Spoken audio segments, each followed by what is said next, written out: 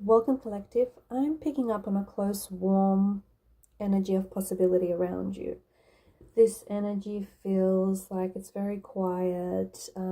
It feels very potent, and maybe even like a bit of a waiting for a gentle nudge. It's almost like the atmosphere feels like it's holding a breath, right? It's very poised. It's not very frantic, and it's not flat.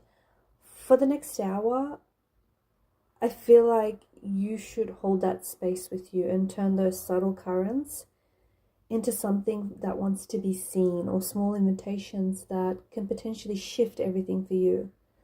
So just settle into a comfortable place, breathe in for 4 counts, out for 6, and just allow your shoulders to soften. Right now, this point in time is a moment for clarity. It's a moment for courage and honestly just simple action. As you breathe, just imagine a soft light gathering above your crown. This just gentle warmth that moves through your forehead and softens your mind's edges. Whatever has been noisy around you can wait. Invite one question into your heart, one small move that will change the shape of your next day. Hold that question without forcing an answer. Okay, listen for the first small impressions, not the fully formed plan, just the whisper that points towards something concrete, something that you can be guided to. This could be like a name, a message, it could be a task, a feeling, anything, something you can latch onto. I'm seeing an energy for you right now that is ready, but it is restrained, okay? It's not very dramatic and it's not over the top, but it is disciplined. There's a tenderness underneath a quiet insistence. You've been in a loop of thinking. You've been in a loop of waiting and refining. Now the energetic field is asking for a different posture, okay, a simple motion. There's a kind of elegance in a single clear step. There's one sentence sent, one call made, one boundary stated. Like, picture that step now as a hinge, a small movement that's going to allow to the door to swing open, okay? You don't have to decide everything in that moment. You only need to create the possibility of the motion. You just need to take the action. Be careful, because perfectionism is going to try to stall you. You might feel this impulse to edit, to polish, to wait for the right time, the right circumstances, the right moment. Let that impulse be seen, but just put it aside gently. The universe favors action over perfection, especially in this phase. A short, imperfect message that comes from honest intention is going to land truer than a long, labored testament. Say to yourself, you're allowed to be imperfect, and you're also allowed to be direct. Repeat it and just feel your body soften, feel your body and your mind soften.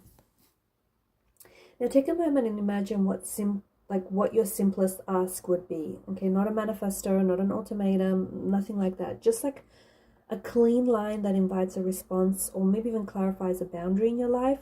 Like, are you, for example, one message could be, are you free to talk this week, or can we discuss the next step, or you want to be honest, or like there to be more clarity between us. So just hold one of those lines and let your own sentence come.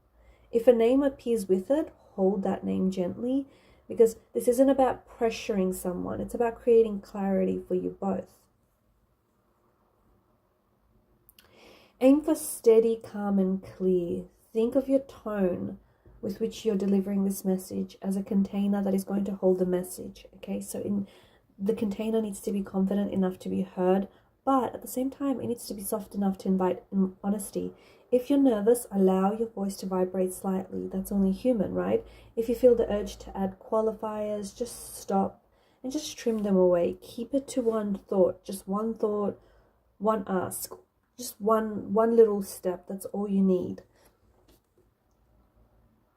I'm sensing that for some of you, the fear might be rising at this stage, like a fear of rejection maybe, or just a fear of being misunderstood. If fear rises, breathe into it. Acknowledge the fear out loud. If you're afraid of being rejected, acknowledge it, but send the message anyway. Naming something out loud is going to reduce its power. Remember that your action it's a truth telling. It tells you both, like it tells you and the other person where you stand. Even like a non-ideal reply is better than a silence that is going to keep you suspended, right? So take a moment to rehearse the sentence once or even twice. Just speak it out loud as if you're sending it. If you stumble, it's fine. Stumble again until it feels clear. Okay, notice where in your body you're holding tension. Is it the throat? Is it the jaw? Is it the chest? Wherever it is, breathe into that place. Visualize the send button being pressed or the phone call being made. See the weight lifting from your shoulders as this message leaves. After you send it, allow yourself to step back, okay? Release any attachment to this outcome. You have done what you needed to do. The rest is just external data. The universe often responds in ways we don't anticipate, and you have to trust that this clarity is serving you, even if the immediate reply isn't the wish you hoped for. If you receive resistance, you have to treat that as information. If you receive alignment, you have to accept it with grace. Bring your hands to your heart right now and repeat silently, I choose motion, I choose clarity. Feel the courage settle like a quiet warmth in your chest. Know that this small movement will create ripples in the day ahead, okay? Even in the months ahead. When you feel ready, just open your eyes and carry this steady pulse into your next action.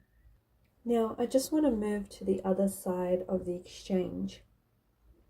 There's someone here whom you feel like you need to connect to, someone whom you need to contact, message, or call, right?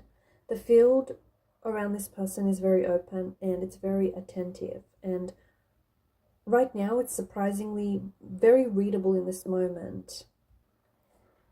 This person is likely to receive your message with more curiosity than you expect. Because your clarity offers them a very simple choice, right? Even if they feel unprepared, I feel like your directness around this situation is going to reduce their cognitive load. Clear questions are going to make it easier for this person to respond. When they first see your message, okay, when it pings, I feel like the initial sensation is one of attention. Their body, their physical body is going to register the ping, and I'm sensing like a small lift of interest is going to follow. This isn't an alarm bell. I feel like it's drawing in, okay? Their immediate emotional tone is likely to be neutral to warm, okay? Not like frigid. If they care about you at all, I feel like your clarity is going to be met with some level of internal processing rather than just a dismissal right away. As they read the message, a few questions are going to run through their mind. Some of those questions could be like, what does this ask of me? How much work will this require?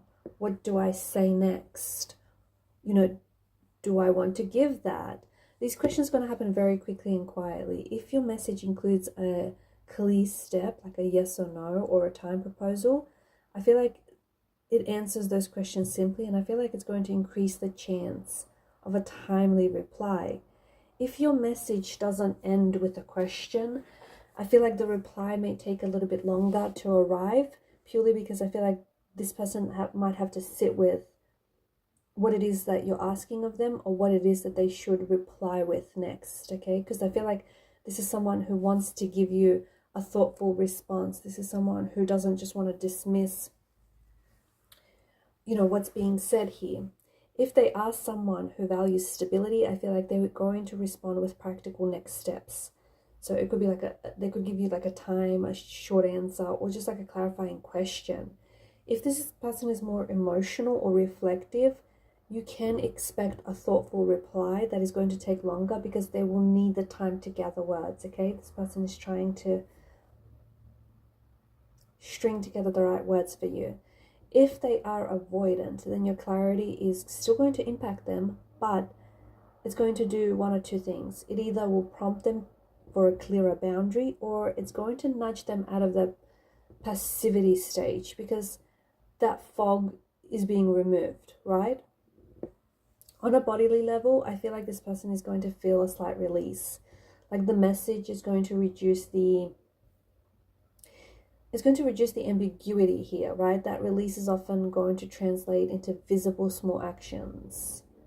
So they could pick up their phone, they could open up a calendar, they could reread your line, they could draft a message, type it, and then retype it. If they care, watch for signs of engagement like quick editing of drafts, okay?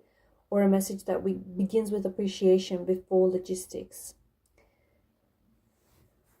You can expect, I feel like you can expect 4 different types of responses. There's going to be an immediate alignment, so a yes or no, a let's do it. There may be a response of curiosity, tell me more, right? Tell me more, I want to know more. There could be a delay though. Their message might come in delayed, and this tells you that this person needs more time, okay? Or otherwise, their response could be one of boundary. So, no, this isn't right. This isn't working for me, right? Regardless, each response is useful. Alignment is going to accelerate your momentum. Curiosity is going to invite and deepen the conversation, right? Delay is going to give you data about their readiness. Don't make excuses for it. And a boundary is going to, a boundary is going to free you to allocate your energy. Okay, it is all information that is important. It is all useful data. Prepare yourself, because you can decide now what you'll accept and what you won't, and just keep your tone consistent regardless of which one arrives. If this person mirrors your calm, then I feel like your message lands in a way that potentially will deepen the connection. Mirroring is a sign, okay? It's an important body language, and it's a sign that they are meeting you where you are. Their reply might be short and steady. It might even reference your exact words or offer like a 1-sentence confirmation. That alignment is often leading to real movement, especially within days. If they are an avoidant, okay, if this person responds with avoidance, okay, by giving you some very vague answers, or just like postponing, or just like, you know, if they keep their replies really short, you need to treat this data as information, not drama, okay? Because the avoidance often is masking a discomfort or even like a lack of capacity. Your job is not to fix them, it's to decide how long you're going to hold space for that uncertainty. If the avoidance arrives, you need to follow up with a concise boundary or like a timeline towards this person. Just a quick tip, because I feel like the small choices in their words are going to tell you a lot, right? I'd like to versus I want to is going to show you intention versus certainty, okay? Maybe versus not now shows openness and a clear boundary, right? Words such as let's do this, it signals a willingness to commit. It's an inclusion of future language. Pay attention to those verbs and tense, because they are revealing a lot more than just their choice of words, right? If the reply comes in quickly, then I feel like it signals respect and alignment. A delayed reply feels like it's going to be very thoughtful, and it suggests that they're either weighing up what you've asked of them, or they're weighing up what to ask of you. No reply within 72 hours could indicate like an avoidance or a misalignment. Okay, I know that might be a little bit uncomfortable to hear, but no reply within 72 hours is typically avoidance or just a mismatched energy. If they reply really quickly with warmth, it's good to move forward with this individual. If they take a little bit longer to reply, but they do so clearly, then I feel like that's still very useful for you. If, however, they don't reply, and I feel like that silence is saying something about their capacity, and you have to consider it a kind answer from the universe.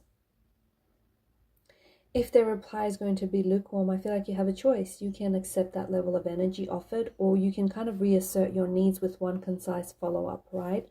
Like a single calm follow-up can clarify whether this is worth you investing in this connection further. Remember that one clear, firm boundary is so much more powerful than 1,000 explanations or over explanations, right? After you hit send on that message or email or that text, you're going to experience a psychological shift. Your breath might deepen, your shoulders might drop, like a sense of relief is going to wash over you, even before you receive any reply.